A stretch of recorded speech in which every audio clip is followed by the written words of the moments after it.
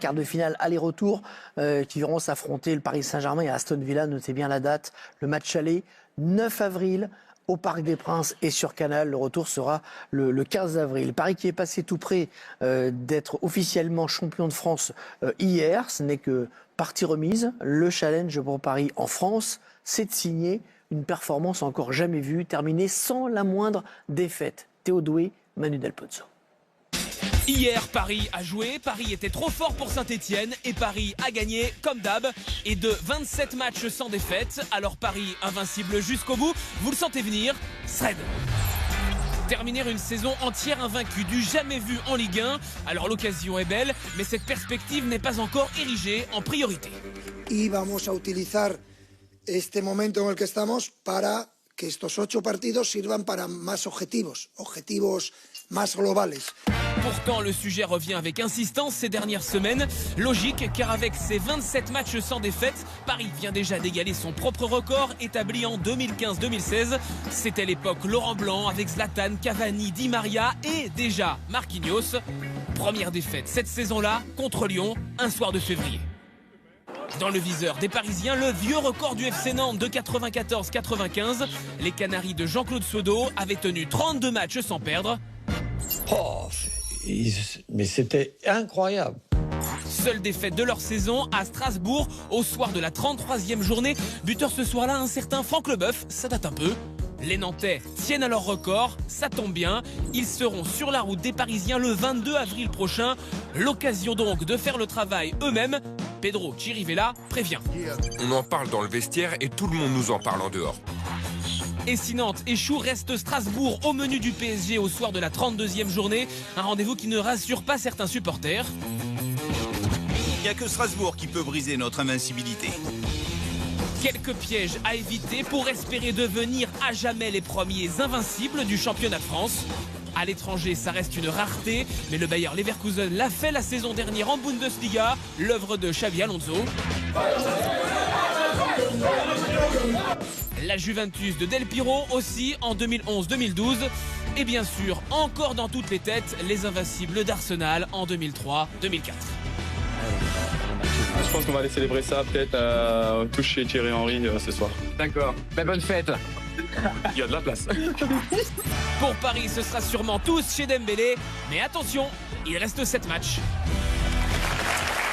7 matchs pour rester invaincus. Ils vont le faire ou pas, à votre avis? C'est vrai qu'il n'y a que ce match à Strasbourg qui peut être un peu inquiétant pour eux.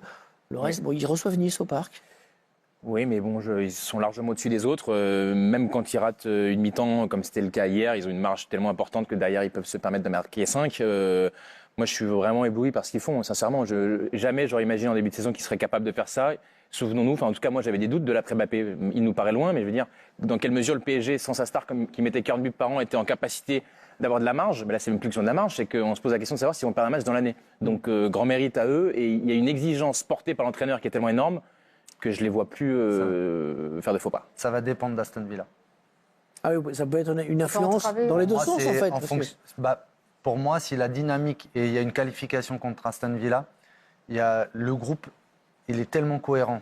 L'envie de jouer, ça va contribuer à. Par contre, une élimination contre Aston Villa avec ce que tu as fait déjà contre Liverpool, Manchester City, il peut y avoir un contre. C'est un peu comme Liverpool, après leur défaite contre Paris. Derrière, ils ont enchaîné une défaite contre Newcastle. C'est vrai que ça peut casser des dynamiques. Je suis assez d'accord. Il y a un parallèle à faire quand même avec le Nantes 94-95 où il y avait une forte identité collective. Il y avait aussi un changement de politique au début des années 90 avec un fort accent mis sur la formation, sur les jeunes. Et c'est aussi aujourd'hui ce qui m'interpelle. Et c'est vrai qu'il y a un parallèle à faire avec ce Paris Saint-Germain très collectif, beaucoup de jeunes, des jeunes qui sont du coup malléables aussi. C'est ce qui fait aussi la réussite de ce PSG. C'est le record Nantes pour l'instant, on rappelle, 33e journée, la première défaite. On rappelle que c'est quelque chose qui serait inédit en France, donc de terminer le championnat invaincu, et qui même à l'étranger est assez rare. On a vu 3 cas dans le sujet. Oui, ça reste exceptionnel. On a vu les 3 cas dans le sujet. Il y en a 5 dans toute l'histoire, dans le top 5 européen depuis 1945. Pérouse, qui n'avait pas été champion, qui avait terminé 2e alors qu'ils avaient été invaincus en 78-79. L'AC Milan de Capello en 91-92. Arsenal, évidemment, les invincibles d'Arsène Wenger en 2003-2004. La Juve d'Antonio Conte en 2011-2012 et la saison dernière, le Bayer Leverkusen. Leverkusen, c'est plus frais, mais je me souviens que parfois, c'était à l'arrache. Dans les arrêts de jeu à chaque fois. Ouais, oui, il y a eu énormément de buts dans le dernier quart d'heure. On a l'impression que le PSG a quand même une marge. Marge Mais énorme. Leverkusen était moins programmé pour être Oui, non, bien sûr. Entre Nantes ou Leverkusen, c'est des budgets. C'est des projets complètement différents. Là, il y a quand même. Mais c'est pour ça que j'y crois encore plus là. Il y a avec un le PSG, point commun entre toutes ces équipes, ce sont des très bonnes défenses qui ont encaissé entre 20 et 25 buts. Et c'est aussi un point commun avec le Paris Saint-Germain. Tout dépendra, disait Mickaël, de ce qui va se passer contre Aston Villa. Parlons-en justement, on ne va plus les lâcher, les Villanes, jusqu'au 9 avril. Ils ne jouaient pas en Première Ligue ce week-end, mais ils jouaient en Cup contre un club de D2, on va dire Preston.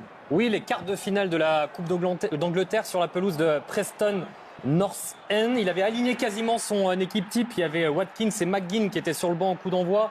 Bailey n'était pas dans le groupe et il y a un joueur qui s'est illustré. C'est Marcus Rashford qui a inscrit le premier but, son tout premier sous les couleurs de Villa et qui va même s'offrir un doublé à la suite de ce penalty sifflé pour cette faute sur Rodgers.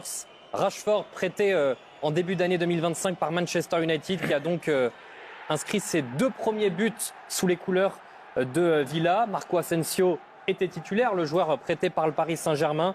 Mais c'est un autre joueur offensif qui s'est illustré, Jacob Ramsey, pour le 3e et dernier but, victoire et qualification donc d'Aston Villa, où tout va bien en ce moment. Et on a aperçu Tielemans, l'un des joueurs de la sélection belge. L'entraîneur d'Aston Villa, c'est donc Unai Emery, qui depuis son départ du Paris Saint-Germain, figurez-vous, n'a plus jamais remis les pieds dans la capitale française. Écoutez-le évoquer ses retrouvailles avec le club parisien. I had there my own process as a coach, getting better, taking experiences, achieving as well my objective in getting the league, getting some cups. Now I am going to play the cut of the final against them, but it's not special for it. It's special because I am playing the cut of final, and of course we are going to respect a lot PSG. Les retrouvailles donc entre Emery et le Paris Saint-Germain. Rudy, vous avez beaucoup bourlingué. Vous qui avez affronté, par exemple, l'OM avec l'OL, en ayant été un peu viré de l'OM, il y a prescription maintenant. Vous pouvez nous dire que c'est un levier de motivation intérieure pour l'entraîneur, non, de retrouver un club comme ça, non? Pas du tout. Certains joueurs, oui. Après, l'entraîneur, il doit raison garder la tête froide. On ne peut pas se laisser emporter par un quelconque sentiment ou une émotion un peu forte. Je pense que ça, effectivement, lui faire un peu drôle à Unai, mais surtout de voir cette équipe du PSG qui est presque inarrêtable en ce moment. Moi, je les ai vus contre Bruges, Aston Villa. S'ils jouent contre Bruges, le PSG n'a pas à s'inquiéter. Parce qu'ils sont qualifiés, certes, Aston Villa, mais même si j'ai 2 joueurs, Tielemans et Onana là-bas, il n'y a pas photo entre les 2 équipes. Après, ça reste un quart de finale de Ligue des Champions. Donc, on verra bien. Mais voilà.